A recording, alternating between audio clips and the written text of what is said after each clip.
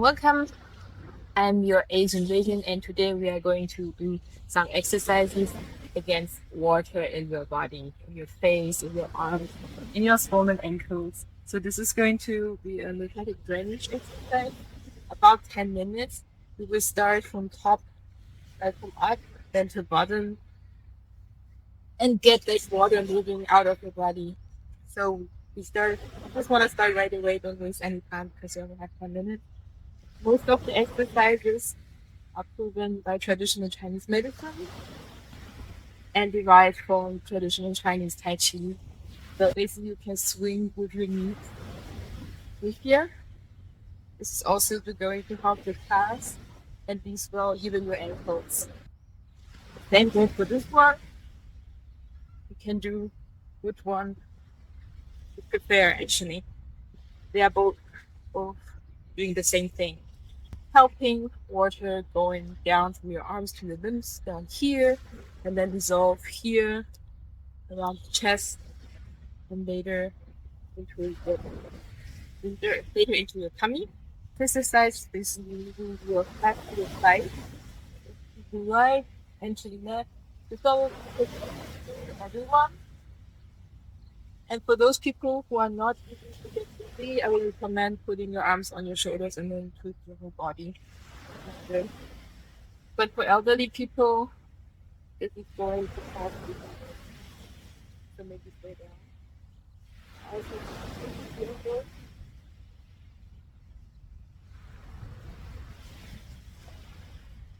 this is going to basically your neck, which is actually most important part if you have a swollen face. So if you have a swollen face, people think that because the water is stuck here, you somehow have to face to get the water down, which is not completely true because mostly it's stuck here behind the neck. Like when your neck is really stiff, all the water is going to start here around your ears and then around your face and it's going to get puffy. Yeah, then you can do better these kind of movements. Put your hands on your shoulders and roll them into the front. I do it already automatically. I already forget about it. So this is basically the best exercise. Just the best exercise to help you dissolve water around your neck. But if it's already very stiff, I would recommend using a guasha stone and to solve the blockade first, and then do this.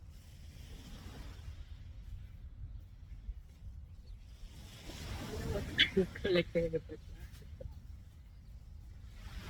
Also check the country. Hello, hola. We are in Spain. That's why the hola. Yeah.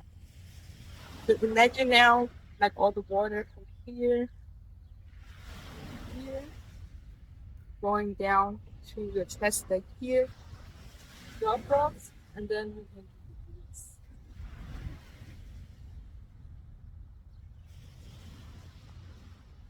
Important part is to sprinkle your knees a little bit, so you feel like a wobbly noodle in the middle. I think a lot of people who used to do hula hoop, they will know this move. Do it in one direction and then hand back in the other direction. And then we will increase the difficulty by putting our legs together. If you do it like this, it will be much harder, right? But it's still like doing a hula hoop. Also do like 10 in one direction, 4, 3, 2, 1, and then we twist it around. 3, 4. Also 10, 4, 3, 2, 1. And then we spread our legs as wide as you can and do actually the same movement. And now it will be much harder. Almost put your practice. Like this. It's very slow.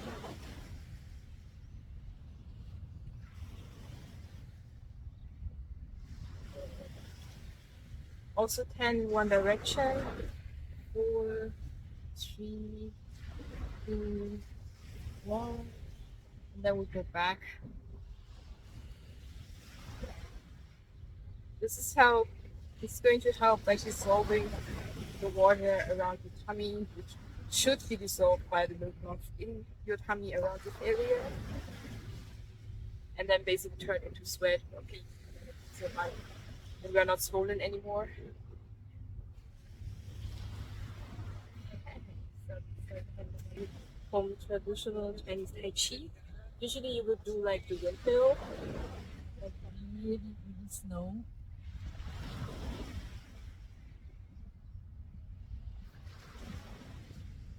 But for people who don't have so much time, they want to save it, you can also like do this.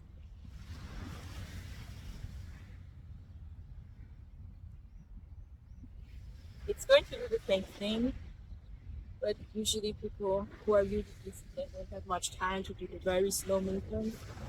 Spend an hour in the health, or 10 minutes, maybe this instead. But it's basically this. Right?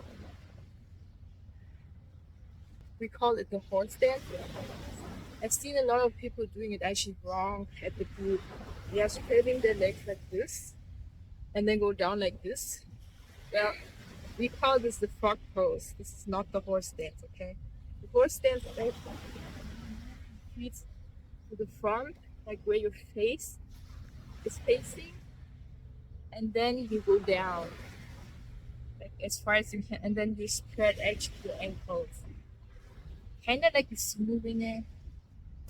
You can use like a smoothing it to help yourself stabilize, and then go up, and then put your arm. That's the horse stand, not a frog stand. I mean, okay, I can understand when you're a beginner and it's hard to put your feet together so they face actually your front. You can also spread, but this is more like a front pose, not a horse stand. And it's also kind of going to ruin your knees, like my personal feeling. But if you can hold this stance for 30 seconds or 1 minute, you're already doing a great job. And that sounded very hard for me to do, like 1 minute, like there. Now we get back. So imagine we are from head to tummy, and now it's going down.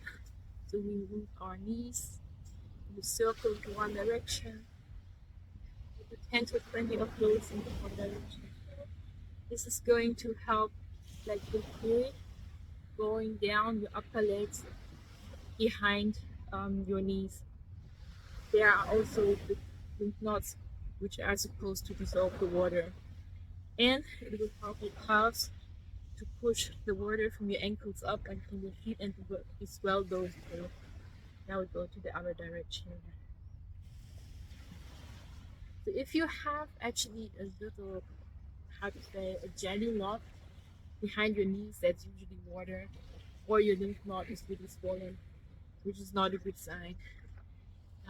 Maybe we should see then medical advice from a doctor. And I think those are 20. Did that already. And now we're going to the next. The ultimate movement, I would call it, dissolve water like in your ankles, here, around here. I had like really swollen ankles when I was wandering China. It's doing the windmill like this into one direction. If you can't hold your balance, just seek a wall. If you can, stand on one leg. Like in one direction and then the other. If you can do 20 to 20. You can also increase like the time you balance yourself on each day, day to day. Could be a personal challenge. And then we do this back.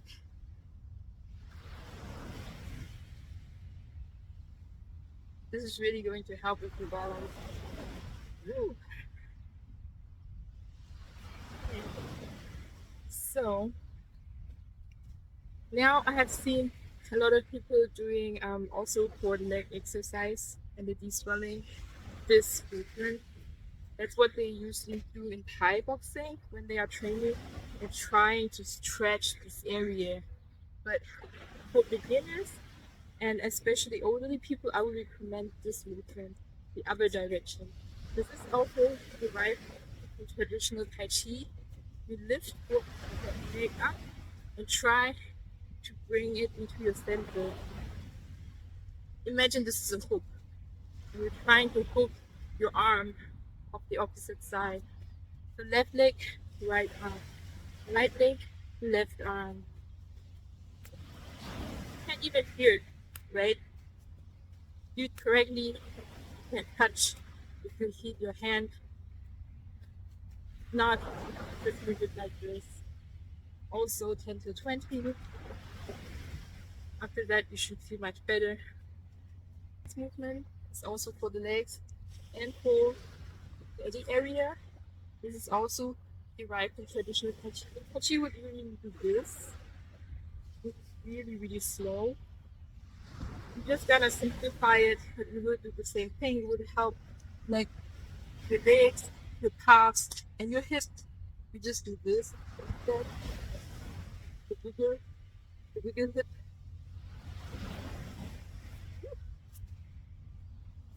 Yeah, doing this on the beach is actually harder than at home.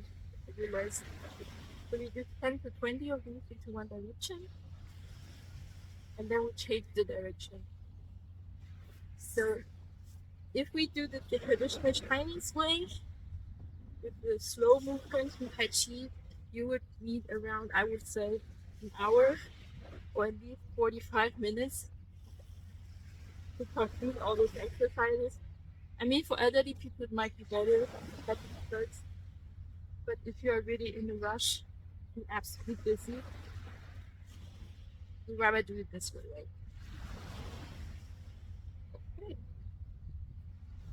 The Asian squat, if you want to do some stretching, so lift your arms and try to touch the bottom.